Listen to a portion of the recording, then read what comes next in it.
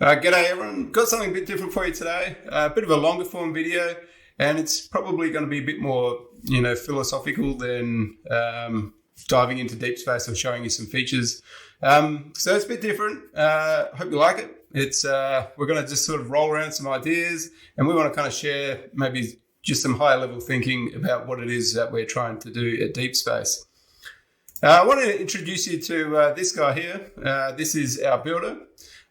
What he really is interested in is measuring things. And the reason that is important to him is because there's this kind of phrase, if you like, it's on the screen there, you can't manage what you don't measure. So this is a typical sort of catchphrase, something like to know is to measure, that sort of thing.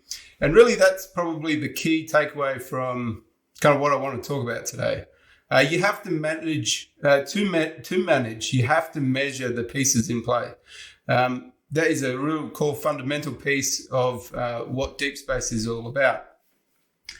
That looks like taking data and expanding on that, building out the information, gaining the insights of that information, and then taking action. So, for us, we really want to get to that action piece. What is the action that we need to take for our project to get it on track, or to make sure we're hitting our targets or the KPIs that we've got. How do we get there? Well, there are a few steps along the way. So today I want maybe to take you on a little bit of a journey through these steps. And as you can see, the little graphic on the screen, these steps are important. We can't really jump the steps. Another way to kind of look at it is to see them as steps. From data, we can gather information. From information, we can build out, get some insights into that information. Now, if we jump a step, or we stretch too far, we're going to start drawing conclusions about information or data that's not really there. So it's important that we take those steps. And if you like, that is the process of analysis. This graphic maybe shows it in another way, and probably really lays on the importance of having a good foundation. And that foundation is good data. And, we have that classic phrase, garbage in, garbage out, and it applies to what we're talking about today. We have to have good data there for us to gather good information. And from good information, we're going to build out a picture, and that picture, that insight is what's going to tell us and help us to drive to the action. Now, that process, that is the analysis process. And so that is what analytics is. It's about taking, these data points or this set of information, that data set and that data set, and we build it together and we start wiring things together. In that process, we start building up, and we can finally see a bigger picture. And so that is what we're really getting at when we talk about data to action at deep space. This picture here, I'm going to explain it in a sec, but data is like the scratches or the dots or the paint strokes on a painting. So that analysis process, it starts with the data, and the data is going in, and if you like, we have this, the beginning of a painting, and the scratches and the dots and the scribbles, they all start to form a painting. But it's not until we step back, as I step back from the canvas, that the data starts to form patterns, and the patterns start to emerge, and that's kind of when the magic starts to happen. As we step back, that analytics process, the process of analysis starts to form. I can see what the data is telling me. And if you like, I now see the bigger picture of the data. So that is all there, but it's not until I do that process of analysis that I can actually see what is going on.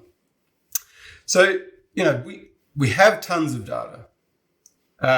That forms information, and that information becomes insight, where the patterns start to emerge. The truth is told, and now I know what I have to do.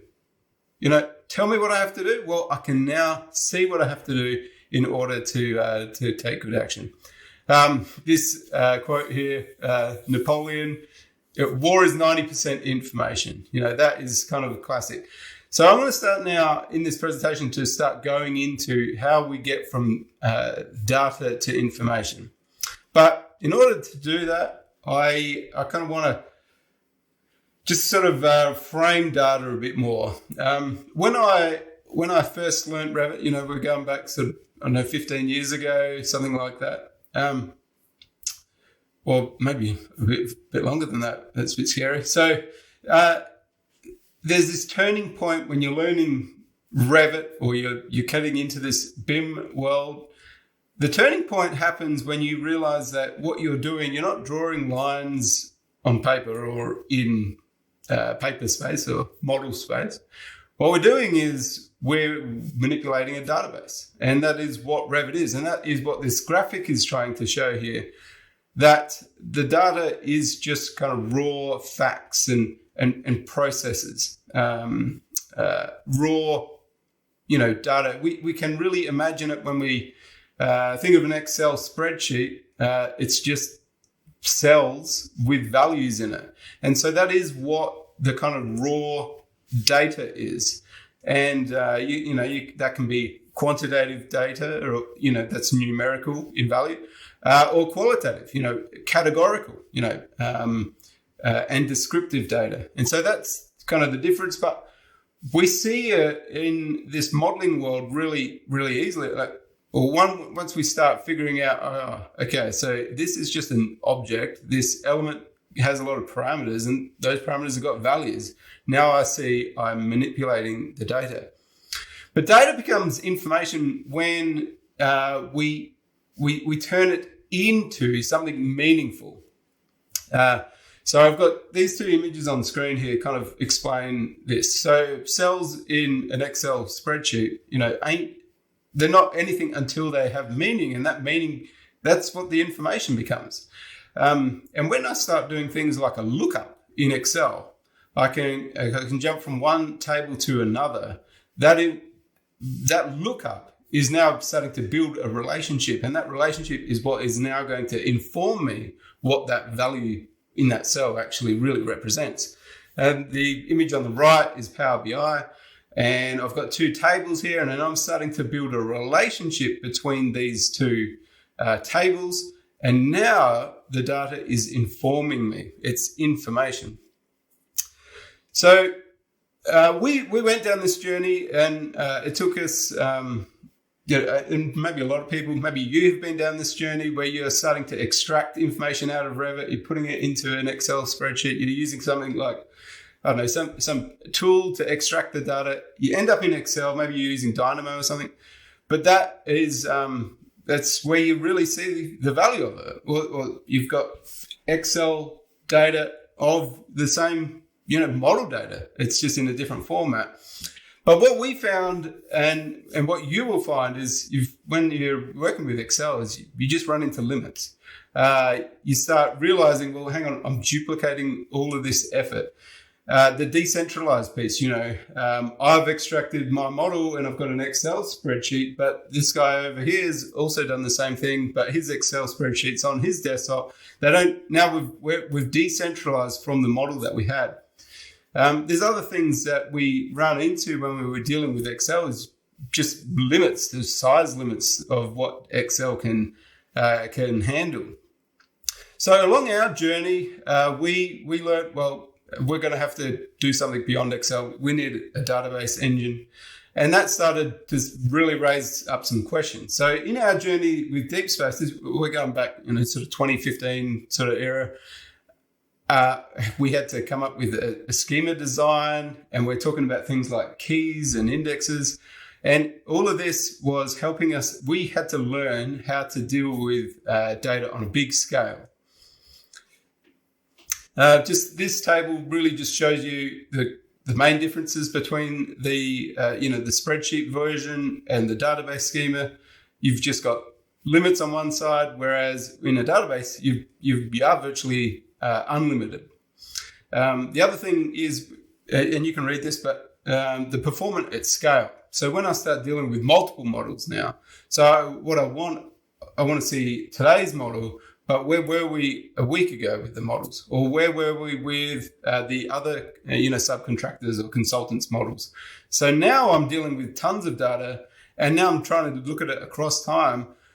I'm just getting really bogged down in Excel, and so that's where the database really starts to excel.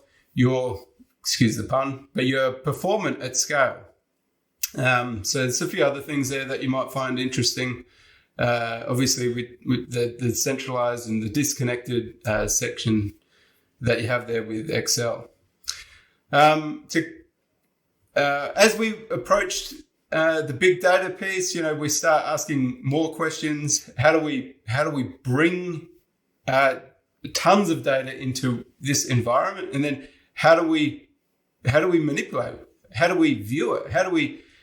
So I've got millions of rows of data. How do I actually see that, and how do I interact with it? And so we start asking these bigger questions like where are we going to store this? How do we transfer this? How do we get from my Revit file into this platform and back? So there's a few questions there that you could look at. And here I also want to start introducing this other concept that we had to really understand is, okay, when we go into a database structure, what does that look like? And we had to learn about this entity attribute value and object relational mapping. And that became, a big piece of deep space. It's like, okay, well, now I've got maybe an asset in a model. How do I add to that? If I've got data coming in for that same asset, and we've got more data going to come in data down the line on that particular asset, how do we deal with that? And that's where we had this entity attribute value storage, where now I've got a key, and that key can link to different. I can say grab a model element, an object or an asset, if you like, and then I can almost, with this entity attribute value storage, I can now add really an infinite amount of columns or rows to that attribute, and then that attribute can then be looked up. So, I just wanted to share this. This is how Deep Space brings that data into our schema. So if you like, I want to start at the top here. You have a workspace, and then a workspace will have multiple projects. And each project then has teams and teams of BIM files. And then you have extraction logs. So every time I sync my model to Deep Space, it's another log.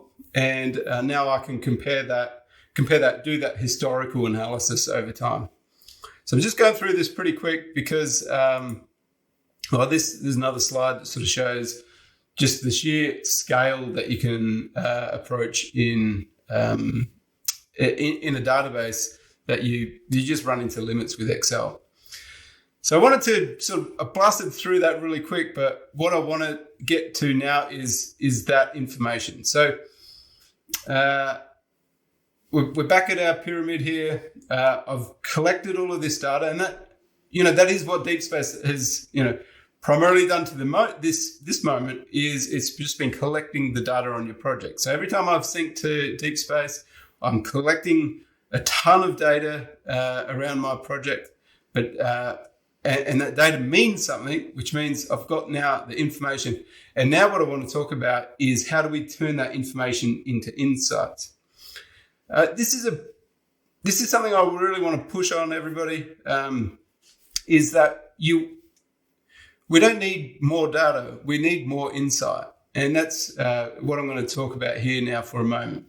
So the need to draw conclusions is the need to what does this really mean? And that is what the insight piece.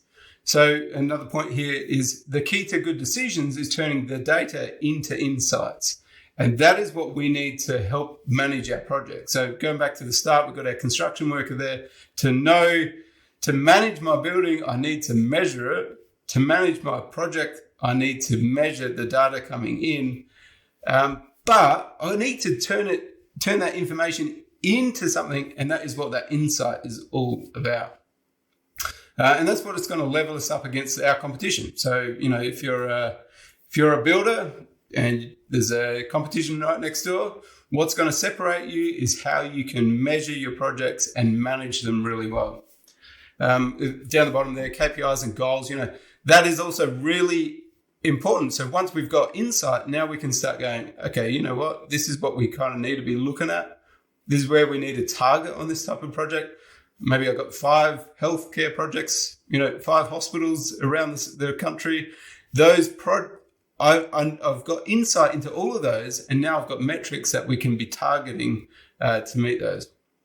I want to give you an example here of what this looks like in a real simplistic example. So I've got my Apple Watch on, and that's going to be tracking my steps. So if you like, every step that I take, that is a piece of data. That's the gyroscope in the Apple Watch is going to measure each step. Each time I pound the pavement, it's tracking, it's going to log that. But that piece of data only becomes information when I know that data, that gyroscope measuring the foot on the pavement, that becomes information when I now know that is a step. Now,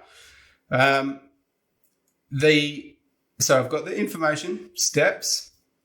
The insight is really telling me, well, hang on, I've been standing for 5 of 12 hours.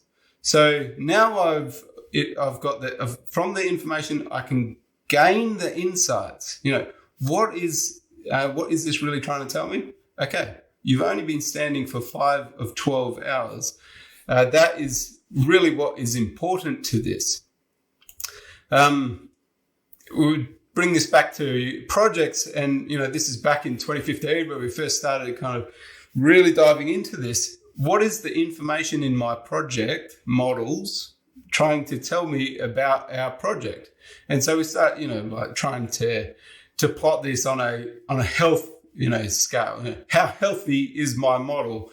And so we use, this is a while back, but we are trying to measure what is all this data? What is all this information actually tell me about my project? Can it tell me how healthy my model is? And that's what we are trying to get to. So we're always trying to get to insight. And here we are today. This is Deep Space, and you can look at the other videos to figure your way out here. And this is the point I made earlier. We don't need more data. We don't need more information even. What we need is insight. And the insight is, that pursuit of insight is what's actually going to separate us. Another graphic here. And this one here on the bottom left is showing us, okay, well, there's an anomaly here. Once I've got the insight, I can now start understanding where these, when an anomaly comes out, why have we suddenly spiked with our issue tracking? So just to tease out this analogy with the Apple Watch or your health tracking, the real reason that we want the insight is the action. That is like right at the start, we're going from information, we're trying to get to the action. Okay, why? Why am I tracking my steps? Why am I wearing an Apple Watch that tracks my steps? And why is it telling me that I'm maybe only standing or I've only exercised for 16 minutes out of 30? Well, if we just stayed at the insight piece, like insight is not enough. We need to take action, and that's where all this information and insight, that's where it's got to go. And I really want to lay that on. We have to take action when we know. So, this silly example here is that I know that doing 30 minutes of exercise a day is good. So that's what I'm going to try and do. I'm going to try and do 30 minutes of exercise every day. The insight is saying I've only done 16 minutes. But on the right-hand side of this screen, you can see I've got a notification on my watch that says all 3 of your rings are usually further along by now. You've got time to get back on track. So I've got to take action, and I know what action I've got to take because of the insight that's there. This quote by Thomas Edison: "The value of an idea lies in the using of it." What does it mean? Do something with it. Like, it's no good just having the idea. No good having just even the insight. You got to do something with it. So what can we do with it? Well, we have what are some of the action points that come out of this? So actionable insights. So that's beyond just an insight. It's an actionable insights is the missing link. And that is, if we get to here, that is what's going to drive our projects forward. These are informed decisions that get us here. It's not, we talk about data-driven insight. We've got the data. We've got the information. We've got the insight. Now we've got to, beyond just an educated guess, I need to fire off these emails to get this consultant to be doing this because, and I'm just guessing at all of that. Well, no, I need the support. I need to know ahead of time when we need to do things. The last point there is the 5 whys. And the 5 whys talk about, you might have heard of this 5 whys scenario before, but if I ask the why question, why have we got so many RFIs on this project? The next question is, well, why is it that consultant or that contractor that's giving us all of those RFIs? Okay, why are they missing that information? Why has that consultant not handed over that information? So the 5 whys, by the time I get to the 5th why, I need to be at the root cause of the issue. So this is just kind of a tip along the way. How do we get to action? I want to talk here about some of the analytics that we do at Deep Space. On the easy end, we have kind of the descriptive analytics. This is, the hindsight piece. This is what's happened to date. Maybe at best we can get real-time analytics, what is happening right now. But this is all descriptive analytics. And I've got the graphic here showing this red line is really, what are we looking at here? Ongoing issues. The red line is the description of what the last 6 months, or 4 weeks look like here. That's the descriptive analytics piece. Predictive analytics says, well, based on what we know, this is what we think is going to happen into the future. And if I've got the word there, insight. So we've gone from hindsight to now kind of insight into the future. I'm predicting based on the past, based on history, what the future is going to look like. Now, that is really important when we start looking at, okay, well, we're going to be pouring concrete here at this level. I need to be resolved in, say, my clashes on that level by that time. So if I had the graphic there that would show me, okay, well, here's our target date and here's our current trend. It looks like we're going to be able to meet it. Excellent. If it's not, well, we've got to do something about it. And that kind of leads me to the prescriptive analytics. This is foresight.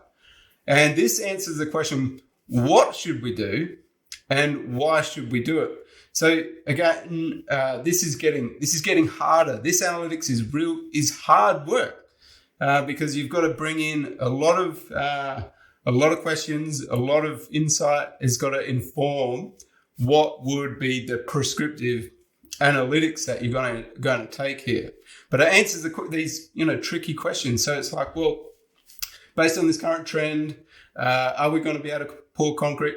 But beyond that, it's saying, tell me what I need to do it's like that Apple Watch notification. Tell me what I need to do now in order to meet my target.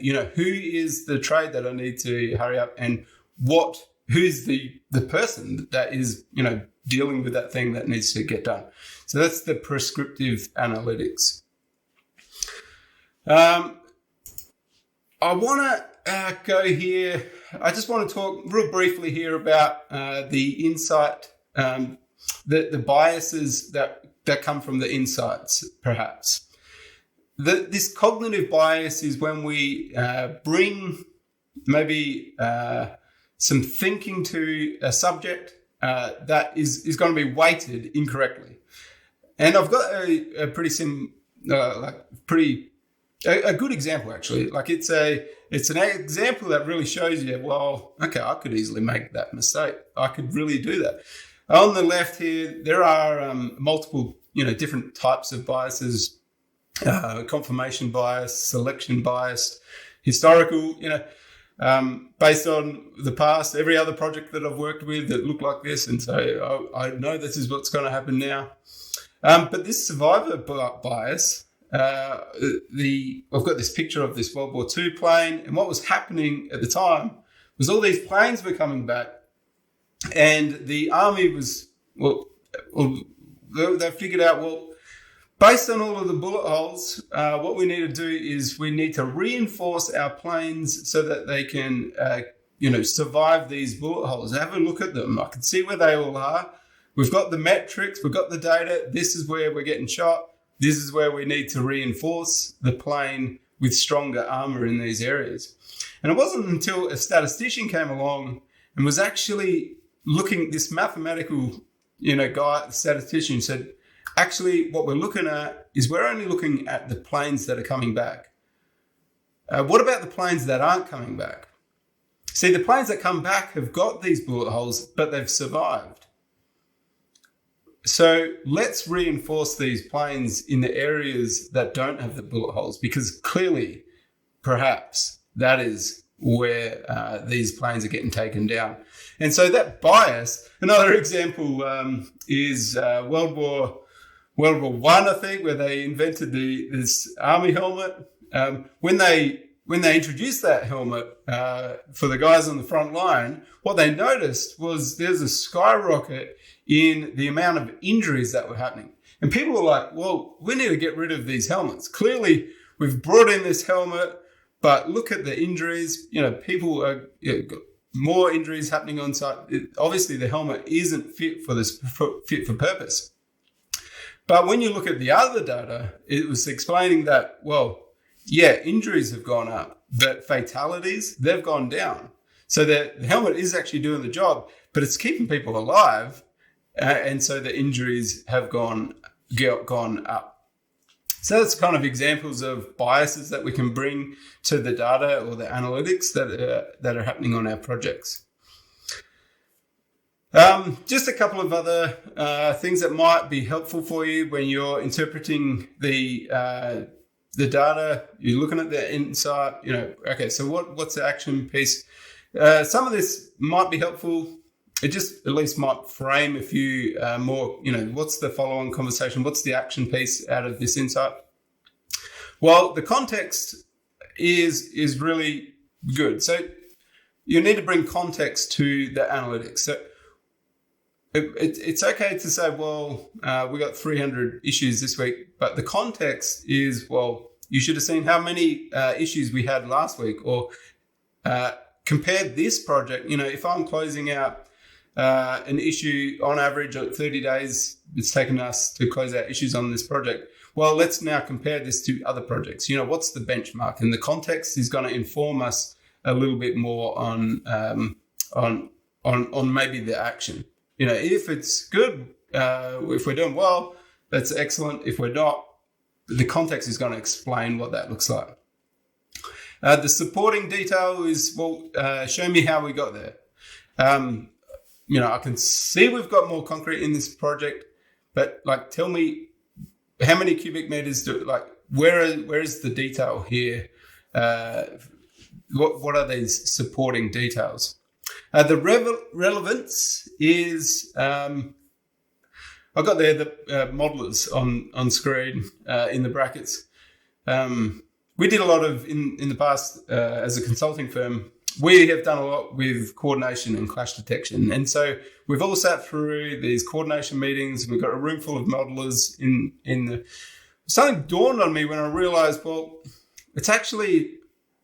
Yeah, it is okay to think that the modelers are the ones causing the clashes, but maybe it's actually the design that they're dealing with. So, maybe just here's a question. Well, are these clashes relevant to the modeling team, or are they more relevant to the design team?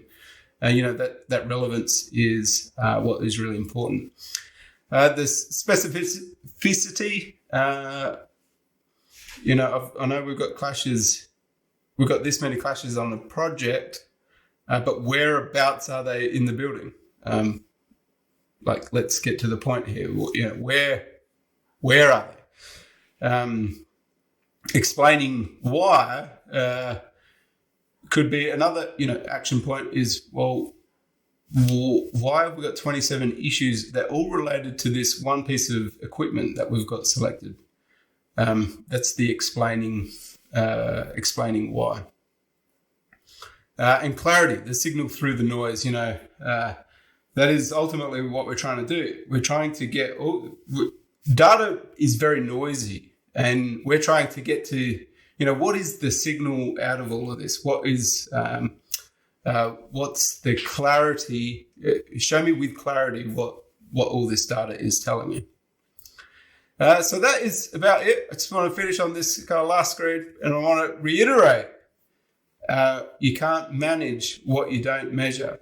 This is the key takeaway. We've got to get from the data to the information. You've got to get from information to insight, and from insight to analytics. And that's what Deep Space is all about. I hope you guys are doing this on your project, and I think you could probably let us know in the comments, or just let us know in general. Contact us, tell us how you do things on your project. How do you get to the insight? What action are you taking based off of the insight? It'd be great to know how you guys are doing this. So anyway, that is Deep Space. Digital construction is super easy. That's what it is when you're using Deep Space, a project intelligence platform where all your data sits. Your insight is there. When you click on the apps, you get actions, and you get these actionable insights to drive your project forward. Have a good one.